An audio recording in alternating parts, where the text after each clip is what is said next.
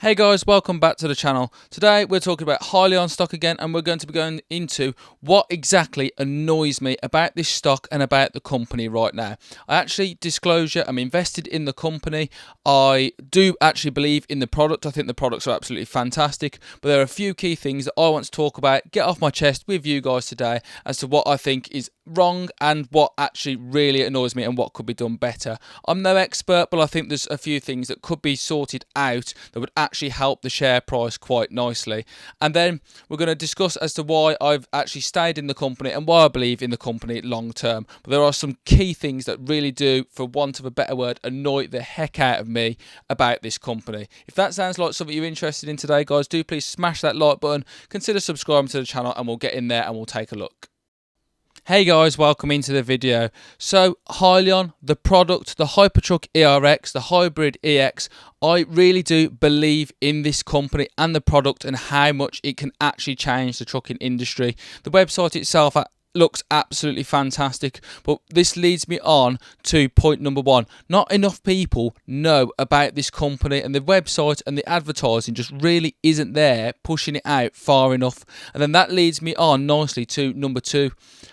The Hybrid EX is an absolutely fantastic product, so why are we not leveraging this more? Why are we not advertising it? Why are we not getting it out there amongst fleets even more than the company already is? I mean, the product is absolutely fantastic. I've seen it on YouTube. I've seen it on Drive Mixed Games video channel. He has been literally doing more than the whole marketing team for Hyliion has been doing for months, and this is a really good, genuinely great product for fleets to use, and it just doesn't seem to be being pushed hard enough. It can save companies money, so why aren't they pushing it and advertising it as such to fleets, and even offering perhaps an example for free? Let's face it, we've got the money in the bank to leverage this more. I'd really like to know just how many of these we've actually sold, and can we boost this even more to a point where it's actually a genuine viable product, because at the moment it seems like a bit of a sideshow. And I know the Hypertruck ERX is where it's at,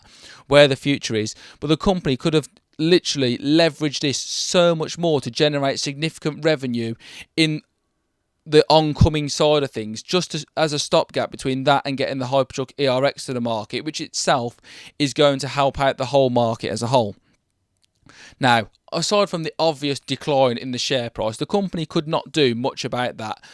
Everybody got in, and the hype bandwagon for this was absolutely massive, with the share price absolutely skyrocketing to north of $50. That's absolutely insane, and that was never going to stick. But for the share price to be where it is now, albeit up 6% today at $4, that's half of what it was before it actually de-SPACed. That is really, really disappointing performance. If you believed in this company when it was $10 a share, you should be happy with that now, as long as you didn't buy in up here. Most people have averaged down, but that is terrible performance. However, the company is a lot further down the track than it was when the company was at $10 a share, so some people may eye this up as a bargain. Average volume is particularly low at the moment. It's 2.8 million, and actual volume at the moment is 870,000. That's not necessarily a good sign. It just shows you just how beaten up and out of play this stock is at the moment, and all EV stocks are, to be fair, and that is obviously frustrating as well, because we know that that's the way that the market is going. The trucking industry is going to have to adapt, go electric, go gas, go low carbon, so you know that this is an option. So that leads me on to, obviously, the Hypertruck is at absolutely the future. I really do believe this. I really do that leveraging infrastructure, that should be also talked about more by the company, in just how crucial infrastructure is going to be to get this truck out there and get it trucking over longer ranges, because there's other companies out there now that are going to be doing electric trucks but will have a significantly limited range because there's no infrastructure to do that. And hydrogen is exactly the same, which will lead me on to something else.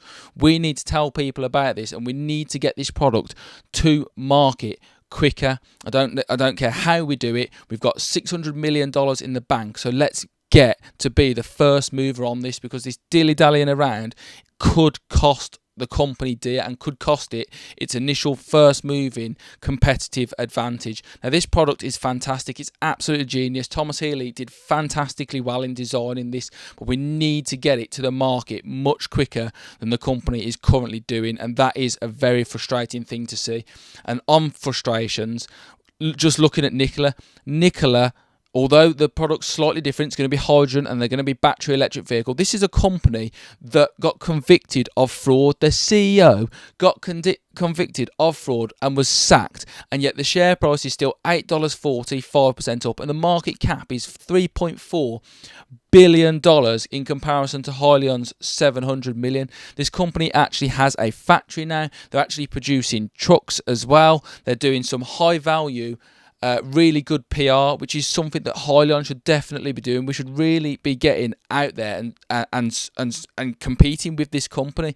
I know it's battery electric and then not quite comparable, but this is a competitor, make no doubt about it. And the fact that they're moving on now and they're producing vehicles and they're doing publicity stunts like this, getting who is a Hypertruck council member, by the way, Amberhauser Dutch, the beer company, delivering that, even if it is just the one truck doing it, carbon free. That is huge publicity for Nikola, and that is only going to bump the share price up and consolidate the share price. And this is exactly why the share price has been going nicely over the last few days or so, and the share price is holding like it is. Hyliion needs to take a leaf out of I can't even speak. A leaf out of Nikola's book right here and start advertising this properly and really pushing the product to market, because if we don't keep up and we don't start marketing, the share price is going to get hammered. I understand what Healy means when he says no talk, only do, but you've still got to tell people and tell investors and tell Wall Street exactly what it is that you're doing. This is a good start right here. Looking forward to a great week here at Hyliion. For the first time, they're actually hosting media at their headquarters for rides and drives in the ERX. So that is going to be fantastic for the company. Publicity at last, showing the truck off for what it can actually do. And on the source of Twitter, so obviously Thomas Healy's following is pretty good as well, but we can see that in comparison, I've had a look at Nikola's page. We don't do as well social media wise. That is something that we need to push as well. Social media is huge. It's going to be the future. It's where competitors are going to get an advantage. It's where customers are going to see exactly what Hyliion does, and that really needs to be thought about in this company's strategy going forward.